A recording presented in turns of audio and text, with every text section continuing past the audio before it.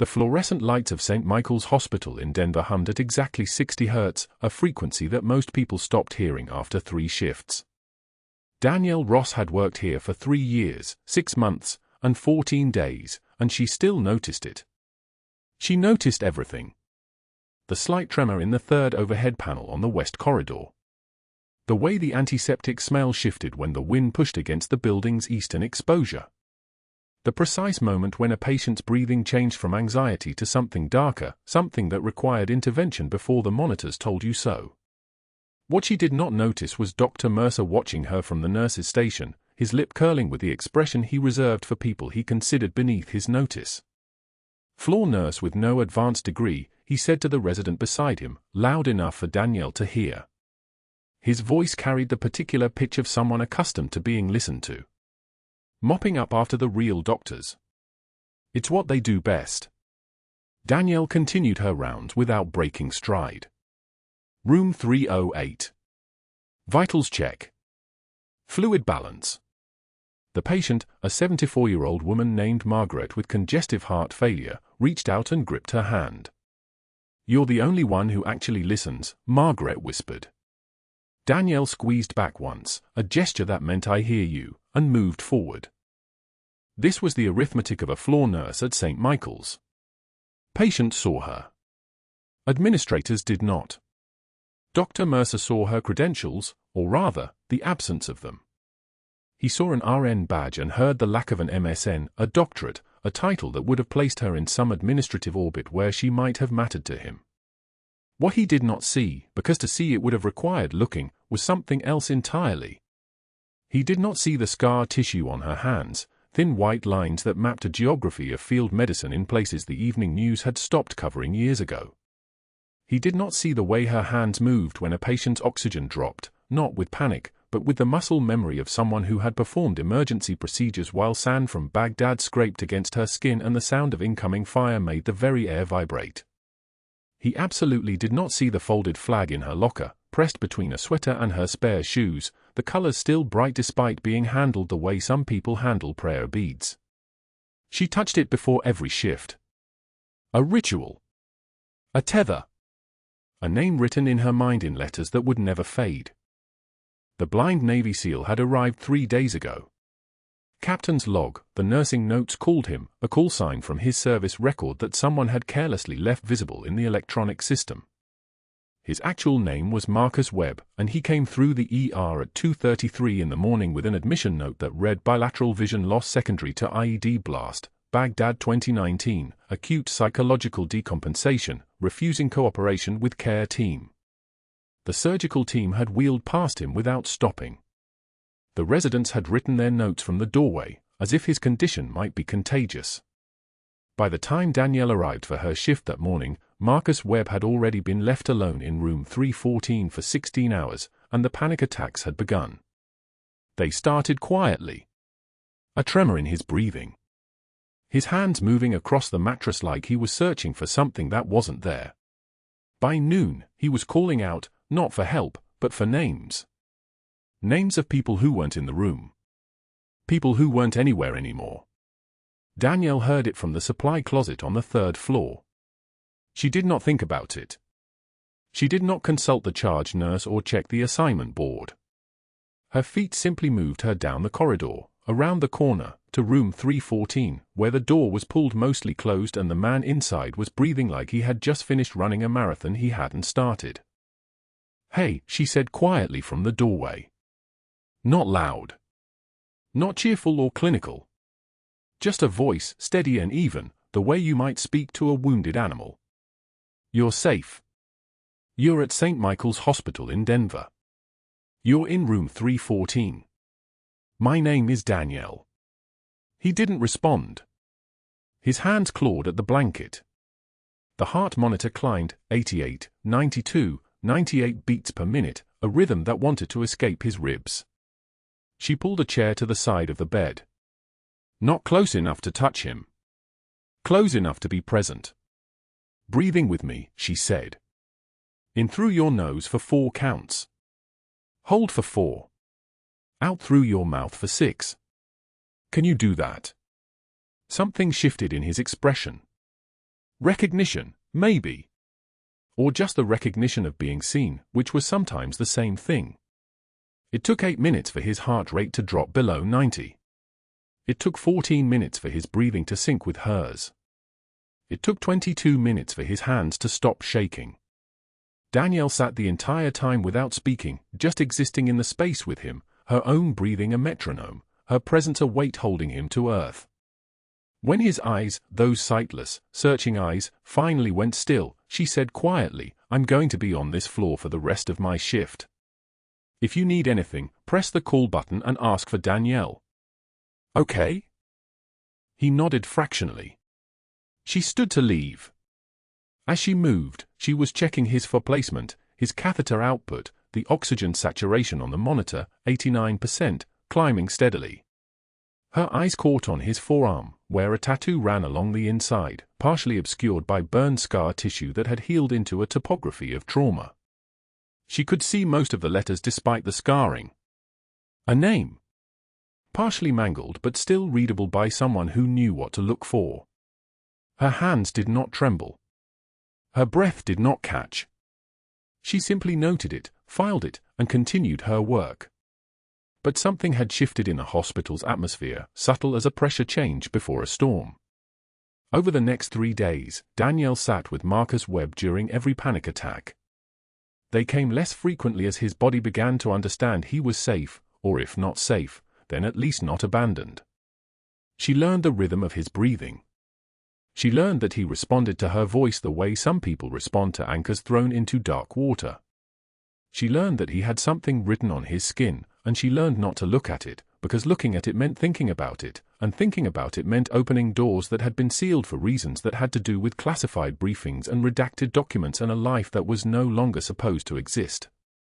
3 years at St. Michael's, and Danielle had become invisible to the hospital's hierarchy. Patients saw her. Families saw her. The custodians who mopped the hallways and the respiratory technicians who managed the ventilators, they saw her because they worked at the same elevation, in the same institutional basement where competence went unremarked and efficiency was its own reward. But Dr. Mercer, chief of medicine, saw only what his credential hierarchy told him to see. A floor nurse. Just a nurse. Proof of his own importance in a system where importance was measured in degrees and titles and the ability to speak with authority without being questioned. He had begun watching her more closely after Marcus Webb stopped refusing meals. Misplaced maternal instinct, Danielle heard him say to another attending, and the words moved past her like stones in a river, notable but not particularly sharp. She had been called worse. She had been called worse in languages she didn't speak while people shot at her across 1,000 meters of open ground. Misplaced maternal instinct was nothing. It barely registered. But Dr. Mercer was not someone who left things alone. The afternoon of the 3rd day, Danielle was at the nurse's station updating Marcus Webb's care plan, documenting his improved respiratory stability, the reduction in panic episodes, the increasing spans of quiet rest between disturbances, when Dr. Mercer's shadow fell across the desk. She did not look up. She continued typing, her fingers moving with the same precision she applied to everything else. "Ms. Ross," he said, and the formal address was a small blade, a way of establishing distance without saying anything explicit. "We need to discuss your attachment issues." The fluorescent lights hummed. Somewhere down the corridor, a monitor beeped. Danielle's hand stilled on the keyboard. She took a breath that was exactly 4 counts long. She turned in her chair with a movement that was careful and deferential, her eyes meeting his with the right amount of deference, the right amount of apology, the kind of posture that had kept her alive in rooms where the wrong gesture meant being marked for failure. "Of course, Doctor," she said, and her voice was exactly where it needed to be, soft, accommodating, unthreatening. "What concerns do you have?" Dr. Mercer smiled. It was the smile of a man who had never been truly tested, who had confused credentials with competence, who believed that his position in the hospital's hierarchy reflected something fundamental about his capacity to lead. But that wasn't the worst part. The worst part was that Danielle saw his calculation already forming. She could see the gears moving behind his eyes, the way his mind was already building narratives, sharpening knives. She had seen this before, not in hospitals, but in command structures that made hospitals look like playgrounds. The kind of man who felt threatened by competence in people he had already decided were beneath him. The kind of man who would build a case methodically, carefully, making sure every piece was in place before he moved. And she understood, in that moment, that everything that was about to happen had already been decided. Dr. Mercer entered room 314 at 10:22 a.m. on a Tuesday, and the air pressure changed. Danielle felt it before she saw him, that particular density that came with his presence, the way a room contracted when he moved through it. She was adjusting the seals for line, her fingers steady on the tubing, when his voice cut across the small space like a blade. "Nurse Ross." A word. "Now." He didn't wait for her to step into the hallway. He stood in the doorway, blocking the path, forcing her to meet him there in the room with Marcus Webb's sister sitting rigid in the visitor's chair, her coffee cup frozen halfway to her mouth. Danielle turned. Her hands continued their work, methodical, unhurried, finishing the 4 check before she looked up. This was the composure she'd learned in Baghdad. This was the thing they'd tried to train out of her at the Pentagon, the refusal to flinch when authority raised its voice. She met his gaze with the flat attention of someone waiting for information, not judgment. "This Florence Nightingale routine of yours," Mercer began, his voice carrying the tone of a man explaining something obvious to someone slow. "Sitting with patients during orphos. Holding hands. Playing hero to veterans for attention.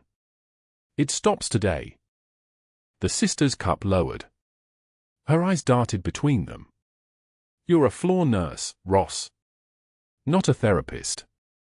Not his savior." Mercer's jaw tightened with the satisfaction of a man laying trap pieces in place. "We have protocols for a reason. Boundaries exist to protect patients. And staff. You crossing those lines suggests either unprofessional judgment or something far more concerning." Danielle took one measured breath. In through the nose. Hold. Out through the mouth. The kind of breathing they taught before insertions, before the moment when everything went live. She didn't speak. She didn't defend. She simply held his gaze while her right hand reached up to wipe her cheek where a single tear had traced down, not from fear, not from shame, but from the precise understanding of what was happening. This was the moment he'd been building toward. This was the public humiliation designed to make her colleagues watch her break. She didn't break. She wiped the tear away with the same steadiness she'd used to apply pressure to a sucking chest wound in Fallujah. Then her voice came, quiet enough that only the 3 of them could hear it, layered with something that made the sister's breath catch. "The only attention I need, doctor, is the kind that keeps my patients alive." Mercer's smirk flickered. For just a fraction of a second, his expression shifted, not satisfaction anymore, but something closer to frustration. He'd expected her to crumble. He'd expected tears, apologies, the collapse he'd already narrated in his mind. Instead, she stood there with her hand still on the fall line and her eyes meeting his without flinching, and the composure she carried was the kind that made lesser men feel small. "We'll see how long that lasts, charity case," he said, and turned to leave. The nickname was meant to sting. It was meant to reduce her to something manageable, something dismissible. But he'd already lost the room. The sister was watching Danielle now, really watching her, with the kind of scrutiny that came from recognizing something in a person that contradicted every assumption you'd made. 2 days later, a formal notice appeared on the unit board in black and white, printed on official hospital letterhead. Didnt Ross, written warning for unprofessional attachment to patients, boundary violations, failure to maintain professional distance. It was a document designed for visibility, designed to ensure that every nurse who passed that board saw it, read it, understood it. The subtext was simple: this woman overstepped. This woman violated protocol. This woman is not trustworthy. The nurses gathered around it like birds drawn to roadkill. Danielle watched from across the unit as they read, whispered, nodded. Sarah Chen, who'd eaten lunch with her 3 times a week for 2 years, suddenly found the sanitizer dispenser very interesting. Marcus, not the SEAL, another Marcus, an RN she'd covered for during his daughter's surgery, turned away with a smile that didn't reach his eyes. By week's end, the break room cleared whenever Danielle entered. It happened with the precision of a choreographed dance. She'd push through the door, and within 30 seconds, the space would begin to empty. A nurse would glance up, eyes widen slightly, whether from actual fear or from the social requirement of appearing to fear her, Danielle couldn't tell, and the exodus would begin. Coffee cups were abandoned mid-sip. Conversation stopped mid-sentence. She'd sit alone at the small table with the chipped formica edge, drinking coffee that tasted like copper, while her colleagues reassembled in smaller clusters down the hallway. Mercer had moved quickly. He'd made 3 phone calls that she knew about. The ICU director's voice had carried a different tone after, careful and distant. He'd whispered to the surgical team that she'd been flagged for medication errors at her previous position, that there were concerns about her clinical judgment. The narrative was spreading like an infection, entering the bloodstream of the hospital through careful channels, through the kinds of conversations that happened in hallways and locker rooms where she couldn't defend herself. The poison campaign was working. She could feel it in the way people watched her now. Not with respect anymore, but with the kind of caution you used around something unstable. And 3 feet away, separated by a blue privacy curtain, Marcus Webb lay in his darkness with her name tattooed on his forearm in letters that he couldn't see. Captain Danielle Ross. The name he'd written there 19 months before an IED took his sight, when he still knew her face, when he still remembered the way her voice sounded in the chaos of Baghdad. Now she came to him during his panic attacks, the ones that came without warning, when his body remembered the blast and his mind spiraled, and she'd sit beside him and speak in steady tones and he would calm without understanding why. He didn't remember her. Not really. The trauma had fractured something in him, scattered the connections between the name on his skin and the woman who sat in the darkness with him. He knew a nurse came. He knew her voice was steady. He knew she stayed even when he was difficult, even when the panic made him cruel and he lashed out at her with words he didn't mean. But he couldn't connect the pieces. The injury had done that, not the physical wound that took his vision, but the psychological fracture that came from surviving something that should have killed him. She stayed anyway. She sat in the dark with a man she'd pulled through gunfire, held while he hemorrhaged, carried 2 miles across hostile terrain because he was her responsibility and she didn't leave her people behind. And now she sat in the dark with him in a different kind of territory, one where he was surrounded by people but utterly alone, where her name was written on his skin but her face was erased from his memory. The unfairness of it was a stone in her chest. Not the kind that made her flinch. The kind that made her more dangerous. Night shift came on Thursday, and Mercer's reassignment officially took effect. Danielle's schedule changed. The ICU wing was no longer her assignment. She was moved to geriatric care on the opposite side of the hospital, a department run by Dr. Patricia Walls, who was technically under Mercer's authority but who made it clear through cool professionalism that she wanted no part of whatever was happening between the chief of medicine and his crusade against a floor nurse. The hours were shifted as well, no more weekend shifts that aligned with Marcus's recovery rhythm, no more late nights when she could slip away from her assigned rounds. It was strategic. It was brilliant. It was the kind of institutional maneuvering that left no fingerprints, no obvious cruelty, just a simple administrative shuffling that looked reasonable on paper. She was a liability, he was managing risk. She'd violated boundaries, he was enforcing policy. The narrative was airtight. Danielle understood the structure of it because she'd studied the structures of power in every context where her life had depended on it.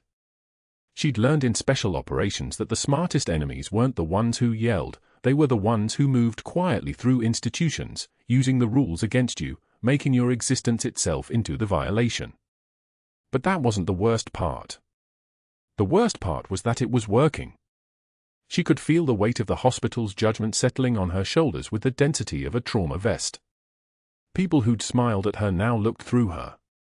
Patients, the ones in her new geriatric assignment, seemed to pick up on it, on the way staff treated her now. An elderly woman with pneumonia asked for a different nurse. A man recovering from hip surgery made a comment to his daughter within Danielle's earshot about questionable staff. And 3 feet away, separated by geography now, Marcus Webb slept without her steady voice, and the panic came back harder when he woke. Thursday night came with the kind of stillness that existed only in hospitals after midnight. The lights dimmed to their night cycle brightness. The normal roar of activity reduced to the soft percussion of equipment, the occasional footstep, the ambient sound of people trying not to wake the dying. Danielle made her rounds in the geriatric wing, checking vitals, adjusting comfort measures for Mrs. Chen in 407 who had stage 4 lung cancer, replacing N4 for Mr. Patterson whose veins had begun the slow collapse of advanced age.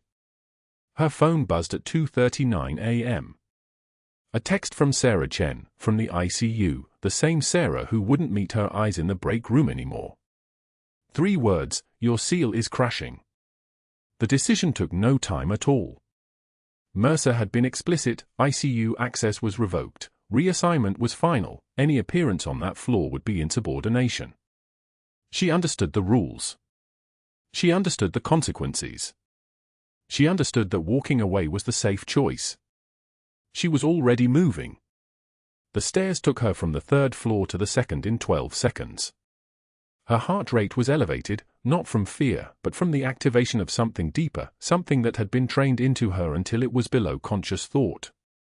Her hands were already steady. Her breathing was already regulated.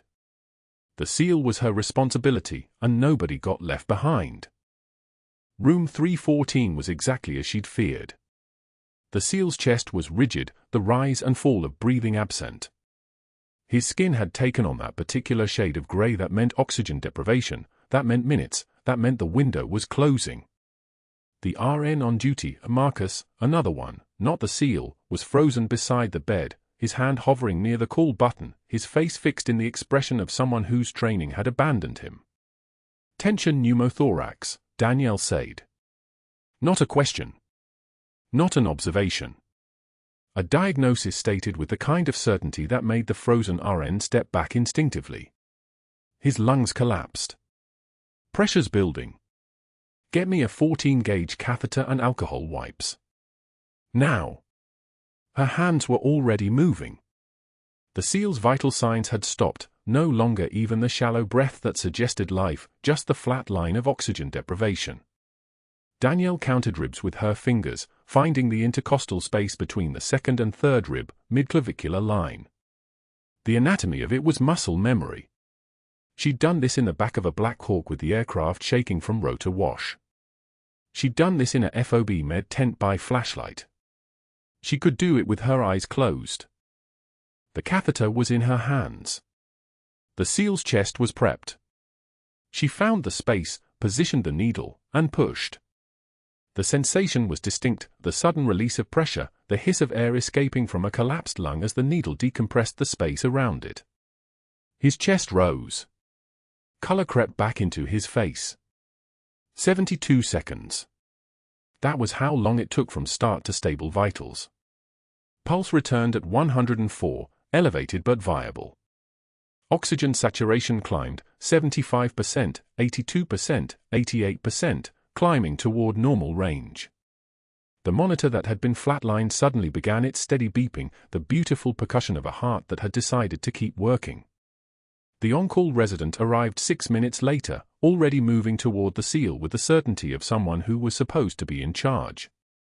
He stopped when he saw the decompression needle already in place, the IV already running, the patient already stabilized. His eyes moved from the seal to Danielle, then to Marcus, who was still frozen in the corner. "How did you?" the resident began, but Danielle was already walking away. She didn't need to explain. She didn't need to justify. The procedure was done. The patient was stable. The only thing left was to live with the consequences of having saved a life when she wasn't supposed to be there. She understood what would happen next. The on-call resident would document everything. He'd note that a geriatric wing nurse had performed an emergency decompression without authorization, without direct supervision, in a department she'd been explicitly removed from. Mercer would see that report within hours. And then the trap would close completely. The overnight report sat on Dr. Mercer's desk at 7:03 a.m., still warm from the printer. He read it with the precision of a man cataloging evidence. Needle decompression. Performed by a floor nurse. 14-gauge angiocath. 2 intercostal spaces, midclavicular line. The kind of procedure that lived in operating rooms and trauma bays, not in the hands of someone without an advanced degree. His fingers traced the signatures at the bottom of the page, the resident's name, the attending's name, and then Danielle Ross. Not a question mark. Not a notation of concern. Just a name, calm and routine, as if she'd charted a bedside glucose check instead of performing emergency thoracic decompression on a blind man 3 floors above the ICU. Mercer set the report down and exhaled slowly through his nose. He'd been waiting for this. The exact moment she would overstep. The exact moment she would prove what he already knew, that she was dangerous, unprofessional, and a liability wrapped in quiet competence. He picked up his desk phone. 7:17 a.m. The first call went to scheduling. "I need Danielle Ross's weekend shifts eliminated," he said, his voice carrying the weight of someone for whom requests were never questioned. "Effective immediately.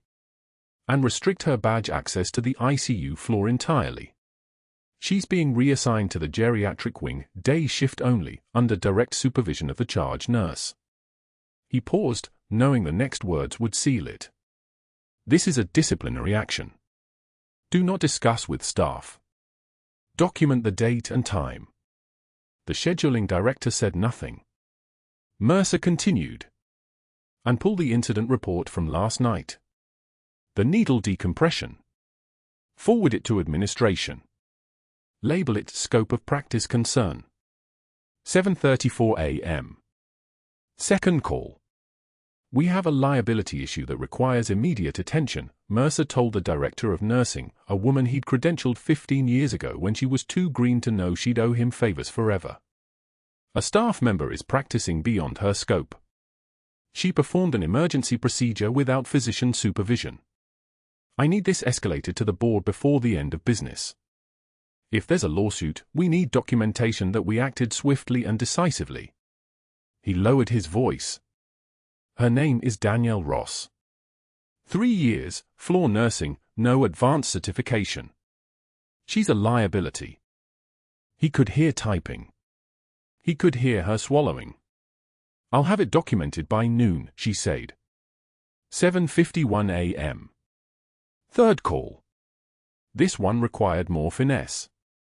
Thomas Hartley sat on the hospital board, and more importantly, he'd requested Mercer's recommendation for his daughter's medical school application 6 months ago. A recommendation that Mercer had enthusiastically provided. A recommendation that had guaranteed acceptance. "Thomas, it's David Mercer. I hate to burden you with something like this, but we have a concerning situation developing in the nursing department. A staff member, young woman, well-liked by patients, which is the problem, has been interfering with patient care protocols. Last night she performed a procedure that constitutes practicing medicine without a license." He let that phrase hang. "The board should know that there are concerns about whether we're adequately supervising our nursing staff. Liability exposure. I wanted you to hear it from me first, since I know you care deeply about the hospital's reputation." Hartley's response was immediate. "What do you recommend?" "Documentation, swift action, and a careful audit of her entire employment file," Mercer said. "We need to show that St. Michael's takes scope of practice seriously." 8:16 a.m. Fourth call. HR would need no persuasion. HR existed to protect the hospital from people like Danielle Ross. "I'm initiating termination documentation on a nursing staff member," Mercer said calmly. Danielle Ross. Floor nurse, 3 years. She performed an emergency procedure last night that was outside her scope of practice. I want the documentation to be airtight. Start with her file. Look for anything, medication errors, patient complaints, boundary violations. I've heard there may be concerns in her history. I want it all compiled before end of week." The HR director asked no questions. Questions implied doubt. Questions implied the director might actually investigate rather than simply accommodate. By 8:24 a.m., Mercer had altered the staff rotation personally. Not delegated. Not suggested. Personally reconstructed the schedule so that Danielle Ross would arrive for her next shift to find herself assigned to the geriatric wing, the quietest, most supervised, most professionally suffocating unit in the hospital. Day shift only. 12-hour stretches with people who couldn't advocate for themselves, who had no family visiting, who existed in the dim haze between present and past. Punishment dressed as assignment. When Danielle arrived at 6:11 a.m. on her next shift, the fluorescent lights of the nursing station seemed to flicker differently. Everything looked the same teal walls, the same computers, the same nurses with their clipboards, but something in the air had thickened, like humidity before a storm. She walked to her locker, pulled her badge, headed toward the ICU stairwell out of habit, the same route she'd walked 847 times over 3 years. The badge reader beeped red. Access denied. She swiped again. Same red light. Same harsh electronic buzz. Around her, 2 nurses paused their conversation. A male nurse in blue scrubs looked up from the computer and quickly looked back down. "Can I help you?" The charge nurse's voice came from behind her. Too loud. Too official.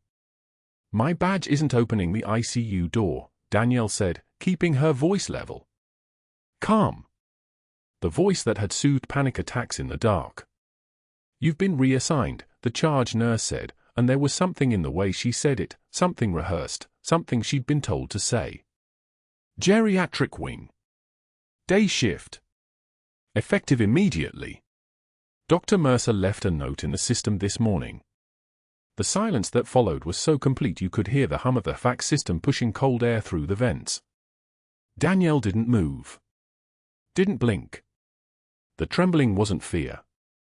It was restraint, the kind that came from knowing exactly what was happening and choosing not to respond with anything but composure. "I see," she said finally. "You'll need to speak with security about badge access," the charge nurse continued, her eyes fixed on the computer screen. "They need to process the restriction." Danielle nodded once and walked back toward the elevators. Around her, the hospital staff performed an elaborate choreography of pretending nothing had occurred. Phones rang. Alarms beeped. Footsteps echoed. But the conversation stopped. The eye contact ceased. The invisible walls that had always existed between Danielle and the rest of the staff suddenly became visible. Security escort procedures existed for a reason. They existed for people who stole drugs or threatened patients or crashed into systems they shouldn't access. They existed for people like criminals. When the security officer, a tired man named Eric who'd always nodded hello to her, arrived to process her reassignment, he kept his gaze locked somewhere above her head. "Just a formality," he said, swiping her badge at the terminal. "Policy when there's a scope restriction." The badge reader chirped 3 times, 3 official, final sounds. ICU access revoked. By 11:13 a.m., the write-up appeared on the unit board. It was phrased carefully, written in the passive voice that lawyers preferred.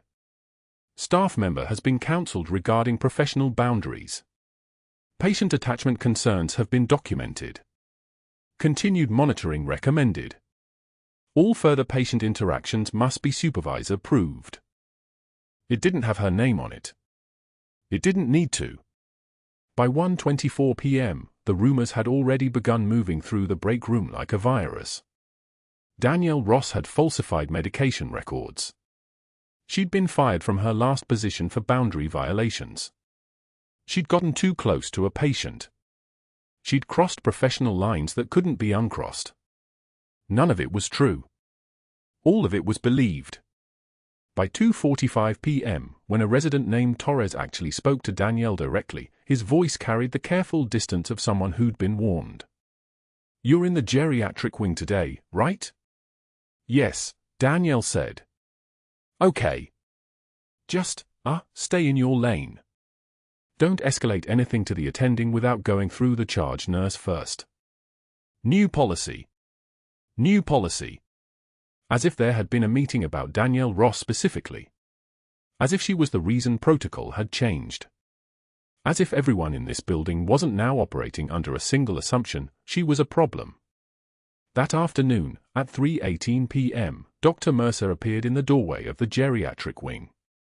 He'd walked from his office on the executive floor, taken the elevator down, navigated 3 hallways, and arrived at the only place in the hospital where Danielle Ross now had access. A message delivered in person. "Ms. Ross," he said, his voice smooth as silk across a knife blade. "My office. Monday. 8 a.m. We need to discuss some concerns." He didn't wait for her response.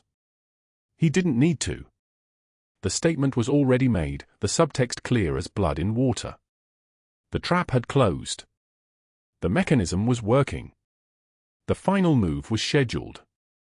3 floors above, in the ICU recovery ward, the blind Navy SEAL lay in his hospital bed and asked the charge nurse about the woman with the calm voice who'd been there when something terrible happened, when his chest had tightened and his breath had stopped and the darkness had gotten darker.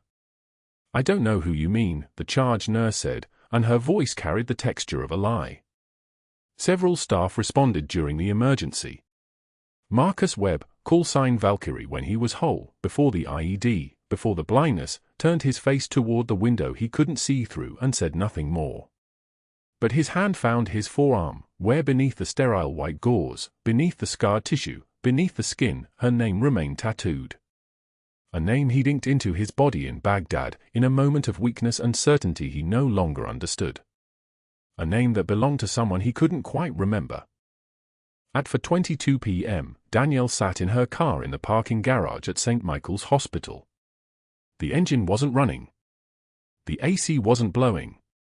Just silence and the metallic smell of concrete and automotive fluid and the dust of a Denver afternoon filtered through 7 levels of concrete. She gripped the steering wheel and looked into the rearview mirror. Captain Danielle Ross looked back. The woman in the hospital scrubs was someone else entirely, invisible, powerless, crushed beneath the weight of a reputation she had earned and consequences she'd already survived far worse than this. But the eyes in the mirror were an operator's eyes. The jaw in the mirror was a soldier's jaw. The hands on the steering wheel were hands that had carried wounded men through gunfire, that had held the line when the line was collapsing, that had buried 18 comrades in red desert soil while the Pentagon told her to forget their names and burn their pictures and walk into a new life as if the old one had never existed. She pulled her badge from her pocket. The one that used to open every door. The one that no longer opened anything at all. Her phone buzzed at 2:16 a.m. A text from Sarah Chen, ICU resident she'd trained 3 years ago before the distance grew. "Your guy just dropped. Respiratory distress. RR38. O2 sat falling. Mercer isn't picking up. Where are you?" Danielle was already moving. Geriatric wing, 3rd floor. The SEAL was 2 floors above. She took the stairwell instead of the elevator, faster, quieter, the way muscle memory taught her.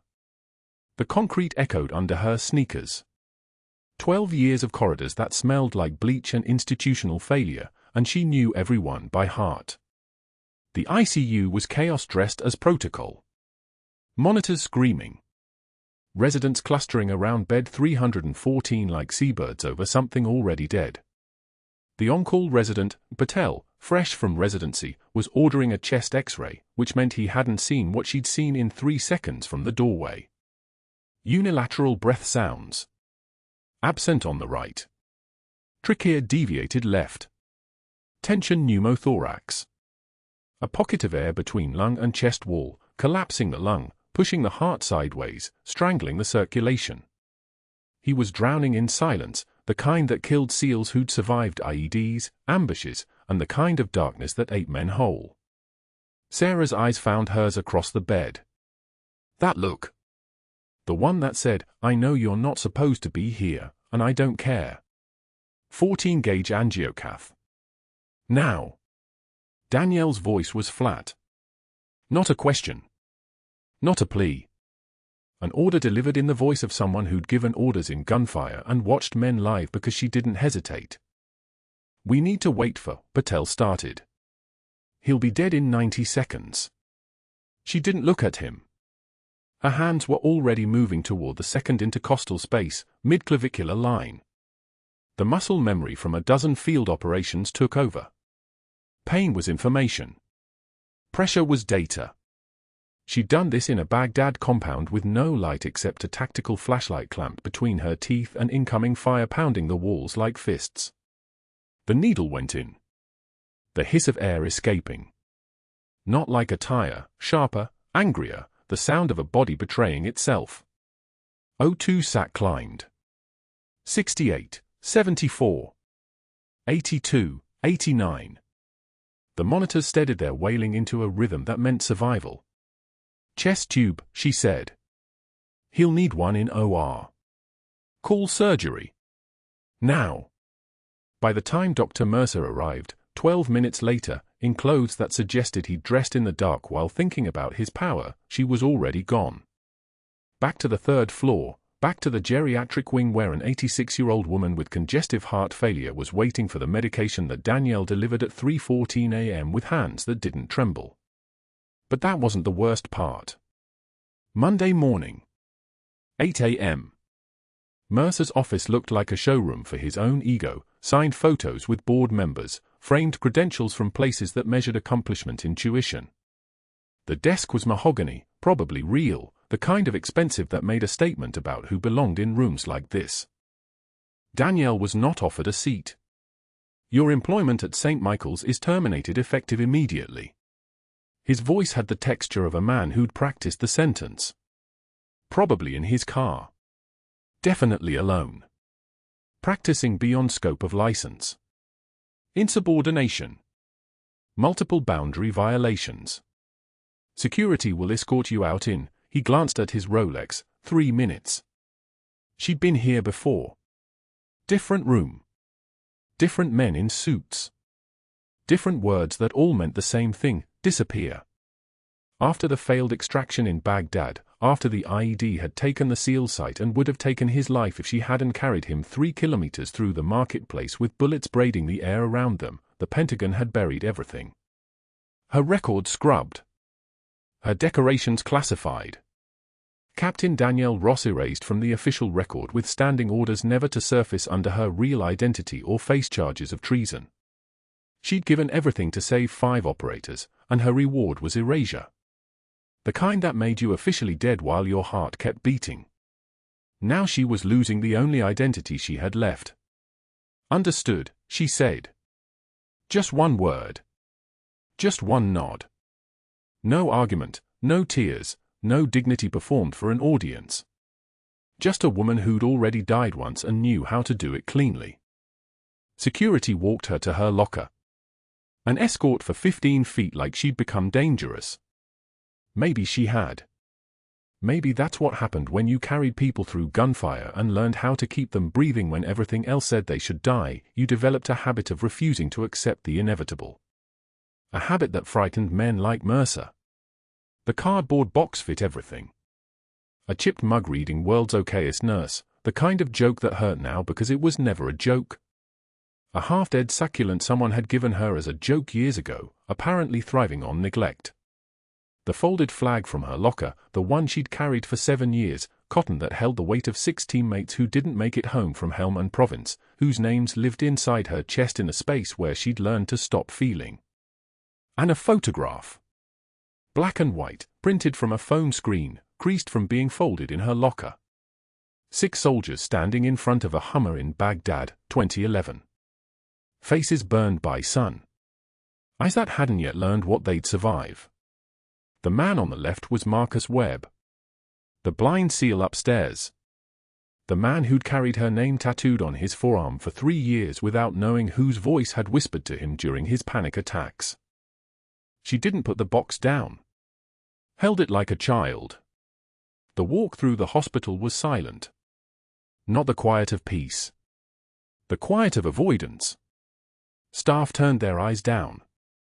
The ones Mercer had poisoned. The ones who'd learned that proximity to her was contagion. By 8:23 a.m., she was nobody.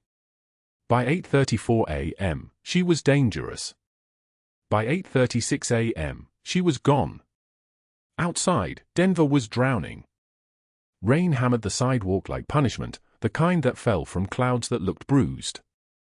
Thunder rolled across the city like distant artillery, and Danielle waited at the bus stop across the street from St. Michael's, the cardboard box on her lap, her scrub soaked through with water that felt cold against skin. She could see the lights on the third floor. Room 314. The man she'd carried through gunfire was probably awake now, recovering, asking for the woman with the calm voice who kept coming back to sit with him during the hours when darkness was worst.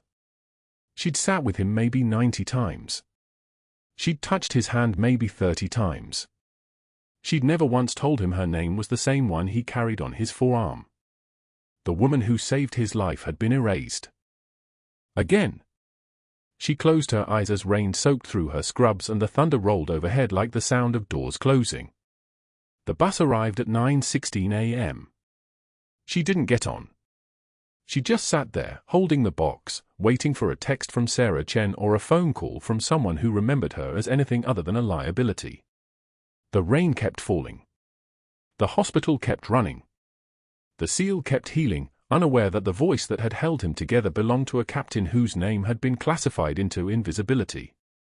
By noon, she was still at the bus stop. By 2 p.m., her phone buzzed. Not Sarah. Not the hospital. Unknown number. One sentence, Captain Ross, this is Pentagon Personnel Office. We need to discuss your file. She didn't answer. She sat there in the rain, box on her lap, holding the flag of a dead soldier, and waited for whatever came next. For men in suits to arrive. For doors to open that she'd been told never to walk through again. For the erasure to finally become complete. What she didn't know was that the rain was about to stop. What she didn't understand was that invisibility has an expiration date. What nobody at St. Michael's could have predicted was that in exactly 37 hours, the lobby would fill with military uniforms, and the man she'd carried through gunfire would finally hear his Valkyrie's voice and understand why she'd been whispering to him in the dark. The federal audit began like every routine hospital compliance check. Red folders, checkboxes, the methodical inventory of credentials and clearances that St. Michael's conducted every quarter without incident. The auditor's eye stopped on a name 3 pages in. Danielle Ross. Level 5 clearance. Pentagon classification. Active flag. He made a call. Then another. Then someone above him made 3 calls in rapid succession. By noon, 3 men in dress uniform stood in the administrative wing, their presence making the air pressure change, like a barometric drop before a storm hits. Navy blues. Marine dress reds. One set with general stars. The SEAL's sister guided him toward the lobby for discharge. 6 weeks of recovery. His prosthetics fitted. His therapist approved. He moved with his cane, each step deliberate, relearning the geography of a world he could no longer see. The lobby smelled of antiseptic and the particular staleness of institutional air conditioning running on a Tuesday afternoon. His sister held his arm. They were 3 steps from the exit when he heard it. Boots on tile. Military cadence. 1, 2, 3, 4. The SEAL stopped. His sister tried to pull him forward. He didn't move. Didn't breathe. His hand tightened on the cane until his knuckles whitened. Valkyrie? The word came out like a prayer. Like a name he'd been holding for years and finally released. The boots stopped. Every person in the lobby turned. The fluorescent lights buzzed overhead like distant thunder. A Marine colonel stepped forward. His ribbons caught the light, combat infantryman badge, expert marksmanship, Kosovo, Iraq, Afghanistan. He held a citation folder the color of old parchment. His voice carried like command radio traffic, clear, steady, designed to cut through chaos. Captain Danielle Ross. Silver Star for Valor under fire. Extracted 5 wounded operators under sustained enemy contact in Baghdad, maintaining suppressive fire while carrying 2 casualties simultaneously. Your actions prevented casualty count from becoming a total loss. The United States Marine Corps, on behalf of the Department of Defense, recognizes your extraordinary heroism. Silence. Absolute. The kind of silence that exists in the moment after a gunshot, before the world catches up. She stood at the far end of the lobby. Same scrubs. Same badge clipped to a pocket. But different. The way light bends around certain objects when their density changes. She'd been standing there all along, talking to the discharge coordinator, finalizing the SEAL's paperwork, waiting for this moment, and nobody had seen her. Or they'd seen her the way they always saw her. Just the quiet floor nurse. Just one more uniform. The SEAL's legs nearly buckled. His sister caught him. "Marcus."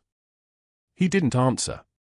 His whole body was oriented toward her voice, toward the name hanging in the air like a live round, like all the panic attacks she'd sat through with him in room 314, all those nights when her calm voice and steady presence had pulled him back from the edge of permanent darkness. Dr. Mercer emerged from his office. The hallway had filled with hospital staff drawn by the uniforms, by the strange electricity of formal military presence. He pushed through, his white coat somehow smaller than it had been this morning, his voice sharp. "What is this circus? This is a hospital, not a parade ground. These discharge procedures need to continue." A two-star general turned toward him. Not quickly.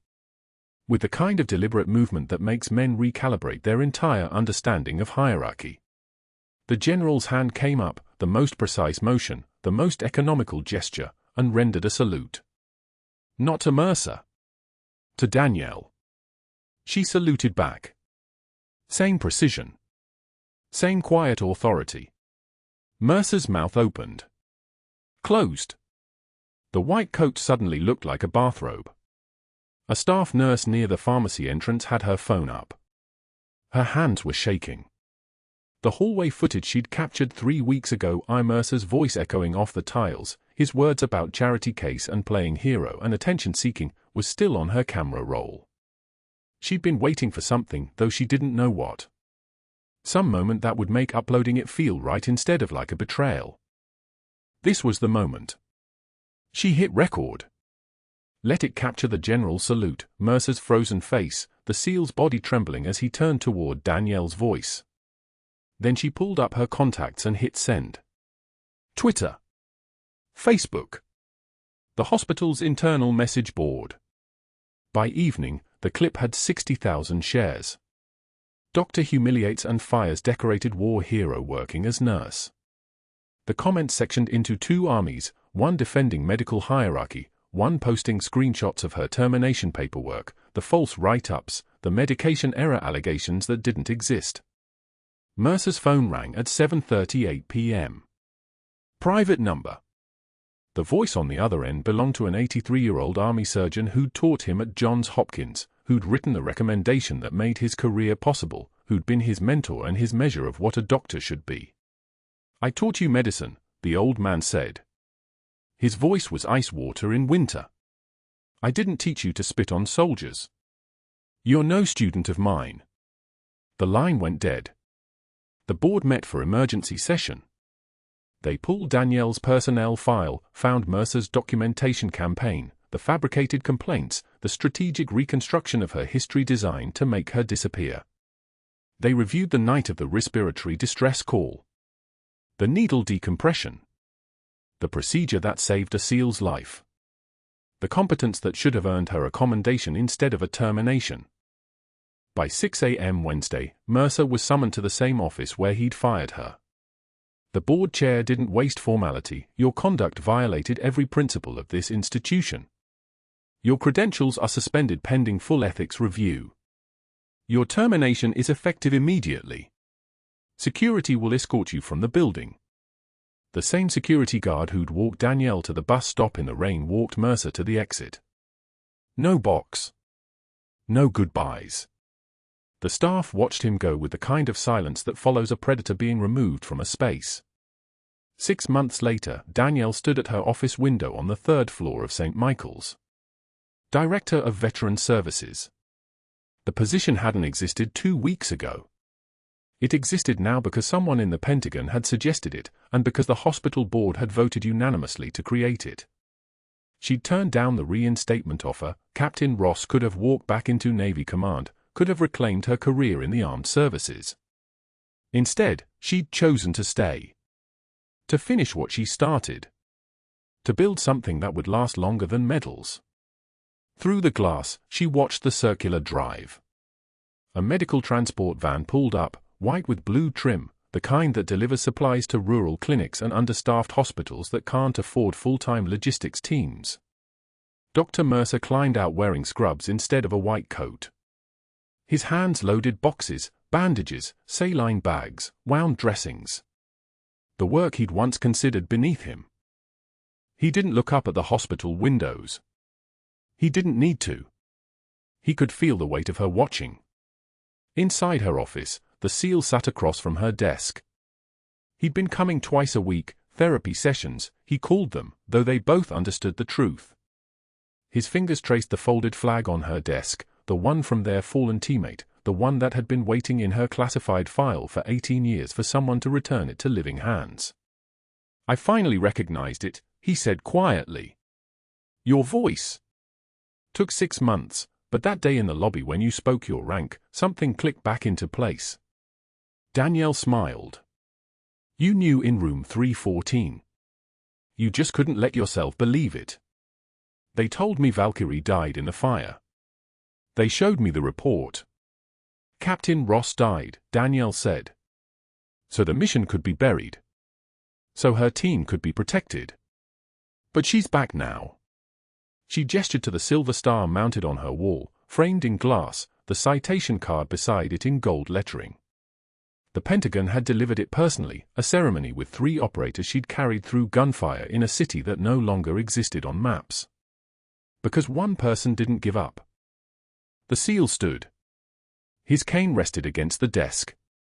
He moved toward her with the confidence of 6 months' practice, his hand finding hers with the ease of something that had become muscle memory. "One person never does. That's why we called you Valkyrie. Angels don't abandon their dead." Through the window behind them, the sun dropped lower. The sky turned the color of old brass. At the nurse's station, Danielle moved through the floor in scrubs by choice, not necessity. She'd been offered administrative positions, director titles, all the climb-the-ladder paths. She declined each one. Some days, patients needed more than strategy. They needed presence. They needed someone who understood what it meant to carry impossible weight and keep standing. A young doctor approached, fresh from residency, uncertain in the way new physicians always were, asking if there was time for a question.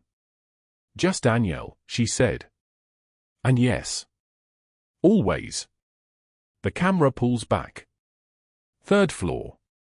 St. Michael's Hospital. Denver. A hospital that learned what it meant to build something on competence instead of hierarchy. A blind SEAL who learned that the voice that saved him belonged to the woman who'd carried him through fire. A nurse who'd spent years invisible and chosen to make sure no one like her would ever be invisible again. Subscribe for more stories about the ones who save us. The heroes we never see. The quiet warriors who hold everything together.